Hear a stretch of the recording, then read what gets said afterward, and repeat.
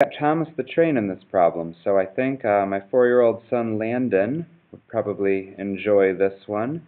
Let's see what's going on. We've got a train. Well, I bet this is the train, and we've got a model of the train. So this is probably the model of the train, and they're shown at the right. They want to know what the scale factor is that we would need to use if we wanted to build this model from this train. So that's just a fancy way of saying, hey, how many times bigger is this train than that train? Let's not forget that that's really all a scale factor is. It's just our way of saying how many times bigger is one thing than another. So that's what they want us to do in part A. Let's see. In the big train, in the actual train, we know the width of it, we know the length of it, and we know how tall it is. But in the model, the only thing we know right now is how long it is.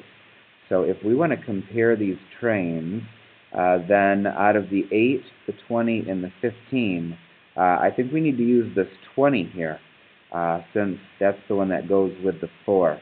But before we move on, I just noticed something, and hopefully you're noticing it too. This is in inches here, and this is in feet. So we cannot move on until we get everything in the same unit. So I think I'm going to convert the top to inches. And why don't you do the same right now? So let's see, there's 12 inches in a foot. So let's just take these three numbers, times them by 12, and then get back to work again. So let's see, 8 times 12 this is 96 inches. 20 times 12, would that be 240 inches? And 15 times 12, that would be, what, 180 inches? Like 180.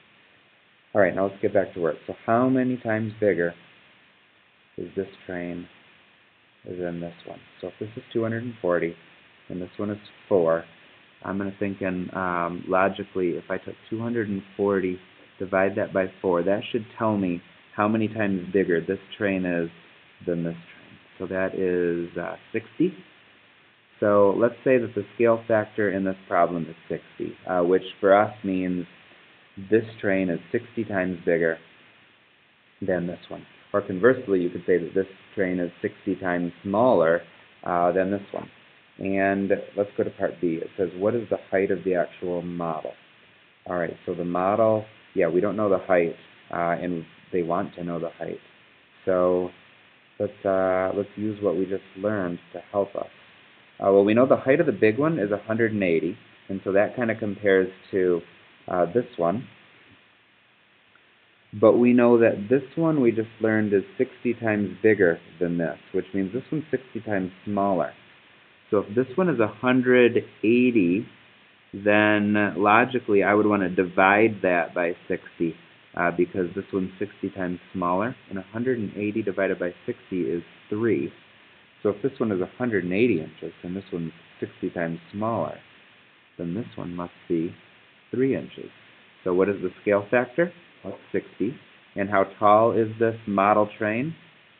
It's 3 inches. See if you can use that same reasoning and logic to try this your turn problem below. Thanks for watching again.